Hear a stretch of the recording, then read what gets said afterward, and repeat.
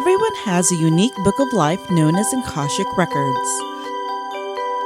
Welcome to today's Spiritual Mastery interviews with Akashic Record readers, guides, and practitioners.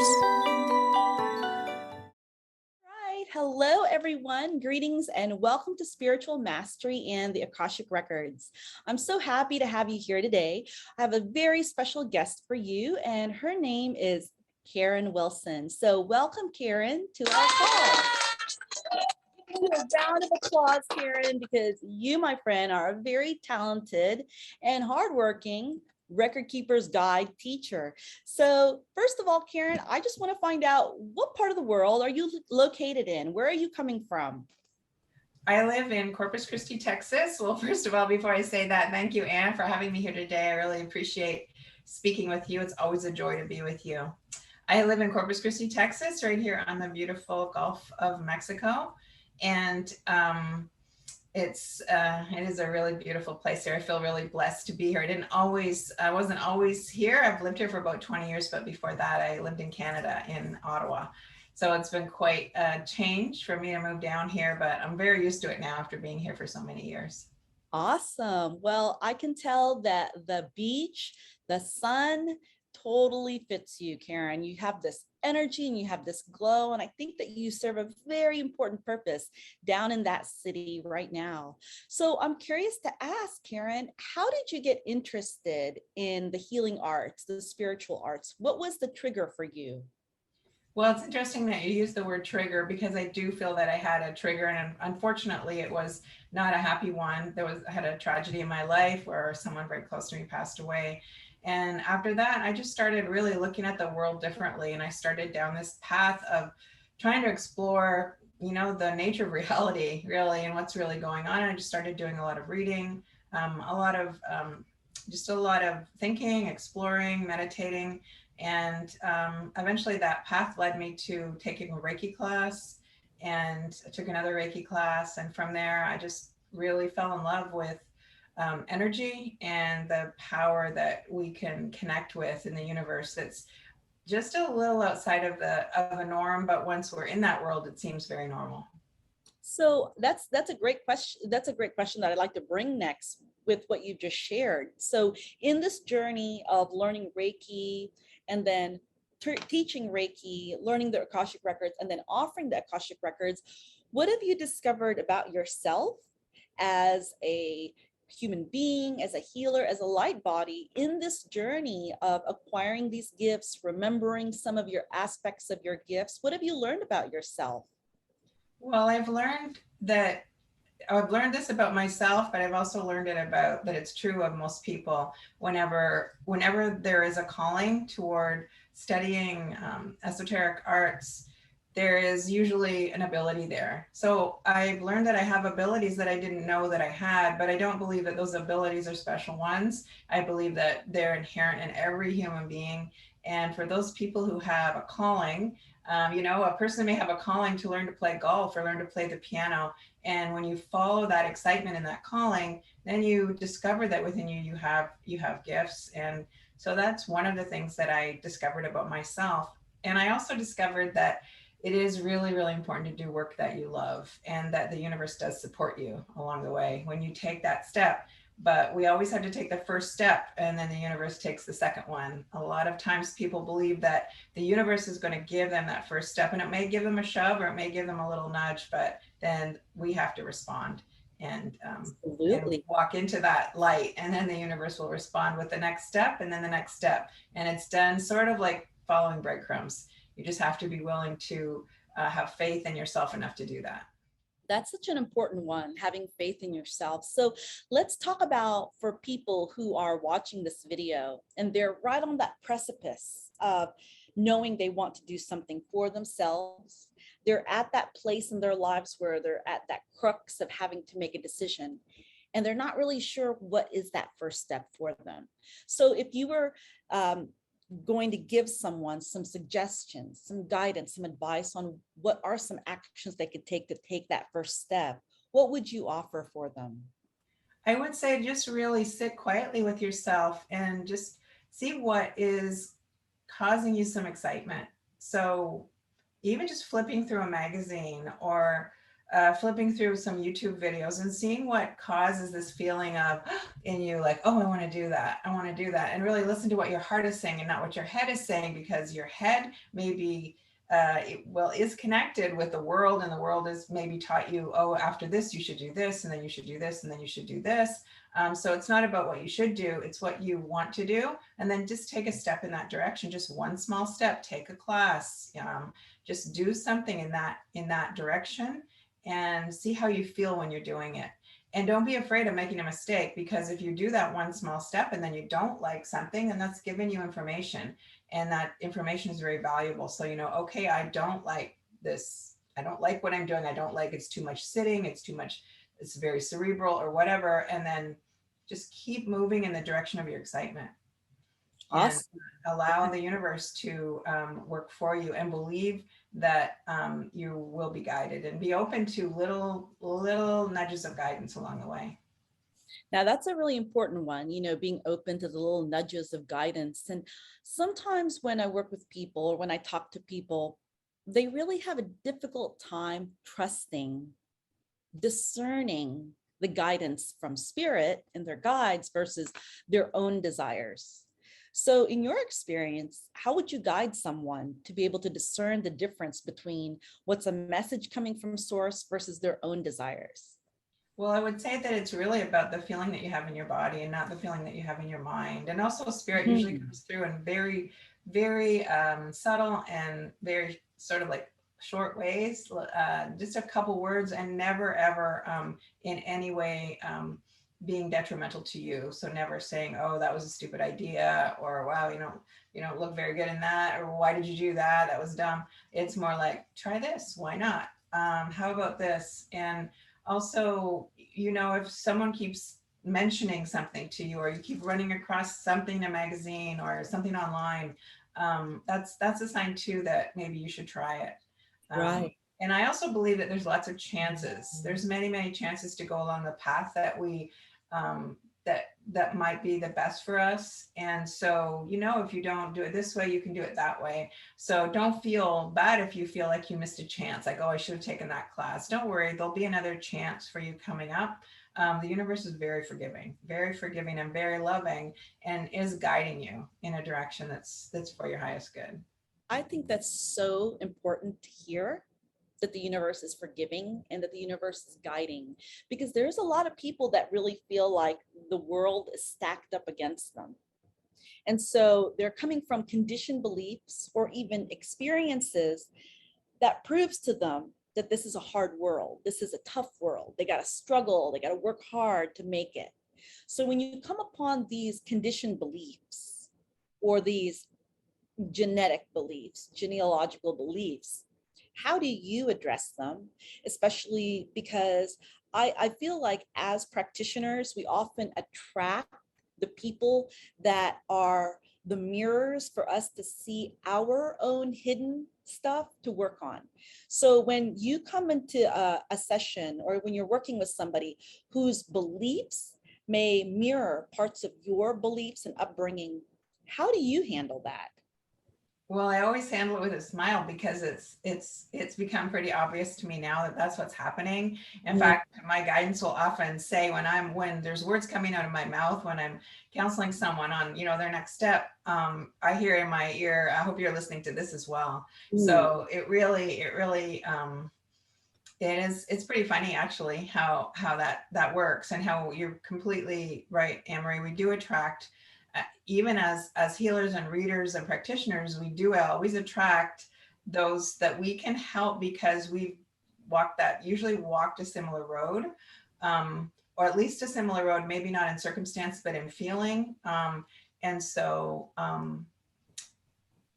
we're not done. Like, we're never complete with our journey. If we're still here in the body, we're not complete. And so when we attract those other people into our practice, we're being helped as well on our own journey. So it's always a give and take between what we're sending and what we're receiving. Oh my gosh, Karen, I absolutely love where you're coming from with that, because I have run across practitioners who are operating from a place of ego, and they're coming from this idea of, I did that. I helped you, I healed you, I got you over the hump. When in fact, I find that the role of the practitioner is to hold the mirror for them, to show the person they're working with their potential, their capabilities, their possibilities. So it's honoring even the person's own self-power. So I'm curious to ask you, when we look at working with other people, how do you create a container of safety, of trust that's really welcoming for people that's coming to work with you? And the reason why I ask this question is that you're a very advanced practitioner. You've been doing this for quite some time. You're teaching classes, you hold events. And for those people who are watching this video, and they may just be starting on their journey, the question that may be in their mind is, well, how do I do this? So if you were to give some suggestions, like 3 suggestions to somebody who's just starting their practice, what would you give them as the steps to get them going? Okay, I just want to clarify that question so that I'm answering you in a way that's meeting the question. So do you mean how to get them going in their practice in general, or how to get them going with making people feel more comfortable? A little bit of both. So think about the Reiki students that you teach, and when they come to you and say, I want some guidance on how to start my Reiki practice, how would I do that? So what would your advice be for them, or for any new practitioners who are just starting? Well, there's lots of different elements to that. And one of the elements is the business element, where you sort of need all your ducks in a row before you start, and I'm not going to dive too much into that because that's more of a business, a business portion of it that people, can look up in other ways. But basically, you have to have your business name, your URL. You have to think about these things ahead of time so that when you're ready to launch, you have everything. You already have your business card. You know what your business name is. You have a Facebook presence. You may not even have a website yet, but there has to be a way for people to find you. So yes. I've noticed that with people sometimes starting any business, they'll say, oh, I'm doing this now. And I'll say, oh, can I get a card? Oh, I don't have that yet. Oh, what's your website? Oh, I don't have that yet. Okay, well, you haven't started your business then. You need to get all that together before you say, I have a business. So that's that business aspect of it. From the spiritual aspect of it, I think that it's really important to realize, and I know, Anne, you teach this, that it's important to realize that the people that are going to come to you are going to come to you because they're drawn to your energy. So if you're in an energy, working with energy, then it's all energy, right? Everything is energy. Your energy is very important. If you don't feel connected, happy, content, a measure of you don't have to be 100% sure of yourself, because that's probably not going to happen. We're never there. We're never 100% sure of ourselves. Even people who've been doing this for a long time, with every client, we're thinking, I hope this works out, right? Yes. So but a measure of sureness of yourself, and then then leaning back into spirit and realizing, okay, I'm enough sure of myself so that I can step out, but I'm also realizing that this is not all me. So it's not all about my advertising, or it's not all about what I do, because we really only are facilitators of spirit. So I love that dual thing of being strong enough to take one step forward, and being also letting yourself go enough to lean back into spirit and realize and let go and trust that you are going to be guided along the way, and that answers are going to come to you for clients and for yourself that don't come from your mind, that come from your connection. And if you don't allow that connection, then you're going to be in a state of nervousness for sure. Yeah. So just that it's a very subtle thing, and it's a lesson that I had to learn about. There's a big difference when I sort of let go and allowed the universe to bring me the clients that I needed to have, and to, like you said, create a container in my business, a container of intention, a container of protection, a container of love, and love for myself, and boundaries, and all of that. So it's a little bit of a soup that that you need to sort of sink into a little bit. Yeah. There's But more to doing a spiritual business than well, it's really true for any business, but especially true if you're working in an esoteric business. absolutely. And I want to bring up a little bit more about what you were talking about, this point of being able to step back in your business to let spirit show you and lead you to the next step. That's very scary for a lot of people, because for a lot of people, they're very logical, practical. I got to follow these type of steps. And now you're asking me to sit back and trust that something is just going to show up. And I find that this is something that practitioners talk about doing, but when I see how their businesses are, there's a disconnect between what they say and how they operate. So when we look at that as practitioners, you're really trying to make sure that your energy and the frequency of your business matches the intentions you have around your service in the world. Now, for people who are just starting off, this is a bit of a like working in the dark. You're kind of feeling around for where your place is. You're kind of feeling around for how you serve.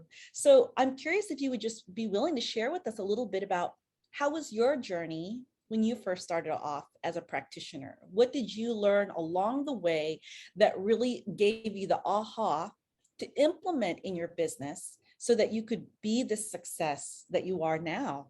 So if you could give us just some insights, like 3 insights that you learned along the way of building up your business, that would be so valuable for us, especially if you're really leaning into the energy of trusting the universe. Well, I want to say that I didn't start off leaning into that energy, right? I learned Right. that the way. But what I always tell my students is it's really, really important for you to do the work. So if you're, there's a dance that you do between saying you have a business and doing the work of that business. And it's the same, I would assume, in any business. If you're making a lot of cupcakes, you've got to be really good at making cupcakes. And the only way you can get good at making cupcakes is making a lot of cupcakes. So I would say there's a little bit of a dance too between what you're charging. So at the beginning, charge very much, because then you can relax thinking, okay, I'm not charging much, and maybe you'll attract a few more people, and so then you can practice. So the bottom line of that is doing what you can to practice, to do the work, because the more you work in a spiritual business, the more you realize that spirit is there for you. And so if you don't do the work, you will never get there. Yes. So if you focus too much on your marketing and on all of this bells and whistles of a business, I mean, you have to have the basics down before you start. But if you focus too much on that and not on the work, if you're not in the kitchen making cupcakes every day, you're not gonna make the best cupcakes, because there is gonna be some trial and error. But you really do need to really get into the work of it, and not be afraid to fail. And not be afraid to, have, if you're doing Reiki, or you're doing Akashic Record readings, or whatever type of business you have, is to actually do that work, and in whatever way you can, to gain the confidence, because that's the way that everyone gains confidence, right? Sure, I think Malcolm Gladwell said something about 10,000 hours. I don't think I've reached, I tried to figure that out. I don't think I've reached 10,000 hours yet, but it's like, it takes that long for right. to get really good. So, just even dialing that back a bit, how Yes. do those 10,000 hours start? You have to just dive into the work. Well, I've run across this idea where 200 hours builds a certain level of proficiency, but it's 10,000 hours that builds mastery. Yes. So what happens between 200 hours and 10,000 hours is the chunk of the work. Yes. So here's a great question for you, Karen, because I have observed that practitioners are drawn, especially when they're first starting out, they're drawn to so many different kinds of modalities. I know that when I started off my training 20 something years ago, I was like, oh, we're going to learn about the angels. We're going to learn about the Akashic Records. We're going to do sound healing. We're going to do crystal healing. We're going to theta healing. In a span of 2 years, I surrounded myself with so much different kinds of training. So I noticed that in some practitioners' marketing and language, They're really in love with their training. They're really excited about what they do, to the point that they forget to think about the end result. Like, how does the person, the client, the person I'm working with experience this one body of work? So, for practitioners out there who are listening to this call, watching this video, and they may be in that place of the shiny syndrome, the shiny bling syndrome, where they're like, oh, I could learn Reiki, I could learn Akashic Records, I could learn about crystals, I could learn about sound healing, all those things. And I know you have a varied background of things as well. How were you able to delineate and really focus on which of your gifts were your superpower? That's a really good question, because, you know, and I think it's true. We do tend to want to dive into everything, and I think people can get on this track of another class, but the classes aren't going to teach you the work. You have to do the work. The work will teach you. It's the work that teaches you. Yeah. And I realized that, as the more I was working, that's where I learned. There's many things I do in my sessions that no one taught me. I was taught by my guidance. And so I do believe that we come into this, if we're guided to this work, then we might have done this in other lifetimes. And so, and we may have teachers like the master's teachers and loved ones, or soul councils that work with us, that are not there. They don't necessarily show up when we take a class. They show up when we're in the work. Yeah. So I have taken classes where I've actually, I didn't actually accept the certification of the Oh, class, because I didn't feel it. I didn't really feel, not so much the work, but I didn't really feel the teacher. I didn't feel that it was right for me. And so it didn't feel right. And so you really do have to hone into what's for you and what feels good for you. So right back to what we started with, what feels good when you take a class. It's not like, oh, it's great to do this, but what feels good to you. yeah. And you don't really know that until you start listening to your guidance, and the guidance comes in for you all the time. So it's that difference between listening to your head and listening to your heart. And I have listened to my head many times. Well, not many times, but I can think of a couple times where I've gone down a little bit of road of training and then decided, no, this isn't for me, just because I didn't feel good. It just kept coming up that it felt heavy. There was a heaviness about it that I didn't like, it didn't enjoy. And I just realized it wasn't for me. And so like you say, there's a core of work that's going to be pulling you. Yeah. And there's nothing wrong with taking some classes, but if you're taking class after class to find yourself, you're really not going to know from the class whether or not that's what you want. You have to do the work. So if you Yeah. take a class on crystal bowls, and don't keep taking a class on crystal bowls, buy one bowl and integrate it into your work and see if you enjoy it, see if it says something to you before you buy the other bowl. It's like, see how it works for you within your practice. So you have to have a practice that you're starting, and then build it from within the practice, not from outside the practice. Yes, I like that. Build it from within the practice, not outside the practice. Guys, if you're listening, that's a really golden piece of advice right there. So whatever you're building out has to come from inside first. That includes the intention you have for it, the energy that you have, and even the belief that you have around that offer to succeed, to actually be wanted in the world. So this is an invitation for any practitioner, healer, reader, guide who is creating offers for people, that when that comes out, you have to start inside first.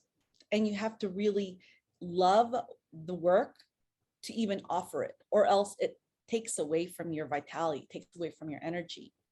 Now, you Yes. brought up taking classes, and I've been really fortunate to have you take the Akashic Records training and start implementing that work in your world. So I'm curious to ask you, for anybody who's watching this and they're wondering, well, what does that even mean? I'm curious to ask you, how has learning the Akashic Records supported your work? Well, I really have loved learning from you, and the reason that I have loved that is because you bring in the sacred.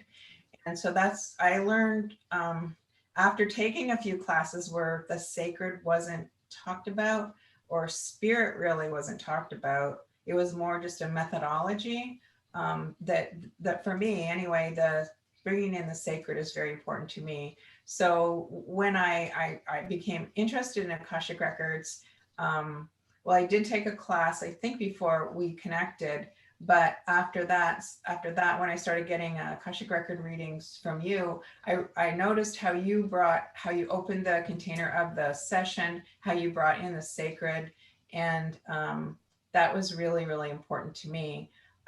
Akashic Record reading has really stretched my trust in myself being able to receive. So when I do my main work right now is, and has been for a number of years, is energy healing and activation work. And when I do that with people, when I'm in their energy field, I'm able to do a energy reading for them. But it's what I see in their field, and what their guides and my guides give to me when I'm working in their field. But I'm not answering any questions. So what I see, I relay, and I try to tie that back into ways of encouraging them and giving them tips for moving forward to, improve their energy field and improve their life. It's a different story when someone asks you a question.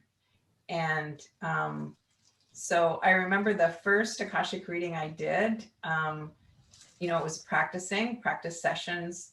And I started, a lady asked me a question, and I waited for something to come into my awareness. I mean, after I had set up, in the sacred way we set up for the Akashic Records, and what came into my awareness was it's like the scene in the Caribbean. And so I told her that, and then she said, "Oh, that doesn't make any sense to me. I have no desire to go there." Da, da, da. And it like shook me.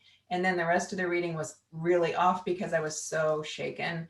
And I said, "I'm so sorry, this hasn't worked. I'm so sorry." And then I stopped doing readings for a while. And then I think that's when I met you, Anne, and I started going through more training. And then like 3 or 4 months later, that lady called me and she goes, "Oh, that Caribbean thing, that really came true. I ended up going on a trip and da, da, da, da." So it was like, okay, it was good information. Yes. But that trust so it's really what I've learned the most is, it's underscored for me the importance of setting the sacred container and this trust that we have that we can receive for people information for their highest good. Because I would rather not do this work than do work that's misleading or do work that's not based in truth. So it is a little bit of a stretch to get there. And the only way to do that, again, is to practice and practice and practice and witness for yourself. Be your own witness for what comes through, and hearing feedback from people. I think that's so, so important, Karen, what you just shared. And it's important for people to know that when you're working in the Akashic Records, it's not about what you want. Your job is just to receive and to deliver for the person, even if the information that's coming through isn't, something that you would want to hear for them.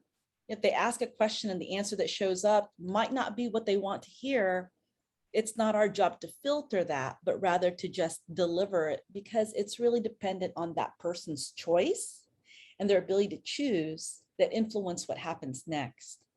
So I am curious, Ms. Karen, can you just tell us what you have going on in your world? Are you working on any special events or projects or any offers? What are you working on, and where can we find you?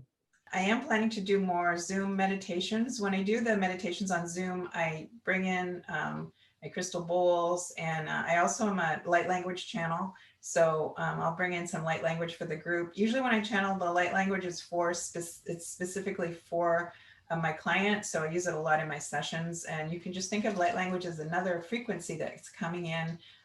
But what's cool about it is that it's coming in specifically for you. But when I do the Zoom sessions, it's usually for the group that the language comes through.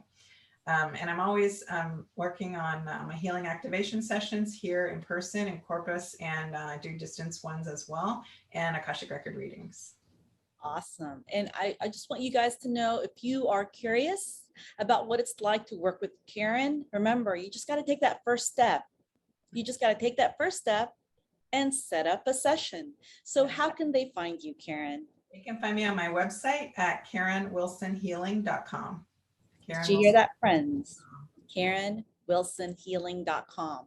So if you're in the Akashic Collective community and you're catching this video, please don't forget to sign up for this intuition class with Karen, especially if you took part in our 5-day intuition challenge recently, because she'll be able to show you another way to improve and strengthen that gift. Man, Karen, I have had so much fun talking to you today. I know I could talk to you for hours and hours. I know we have before. And I just want to thank you so much for your time, for your energy, for your lovely nature, and just letting us know, getting a sneak peek into who you are, your world, and also the amazing gifts that you're offering. So thank you, Karen. Let's give you a nice round of applause. Thank you, Anne. And for those of you that are watching, remember, you can go to KarenWilsonHealing.com to find out more about Karen Wilson. She'll have classes, sessions, and meditations waiting for you to jump in. All right, friends. Well, thank you for your time today. Thank you for coming into the Spiritual Mastery call and watching some of these interviews. And if you have any questions, please don't hesitate. Jump on and give us a call, give us an email, shout out. And if you like this video, just drop it in the link below, comment, subscribe, like, let us know how you're feeling. If there's any questions, we'll be more than happy to answer it. All right, friends, take care. Bless up.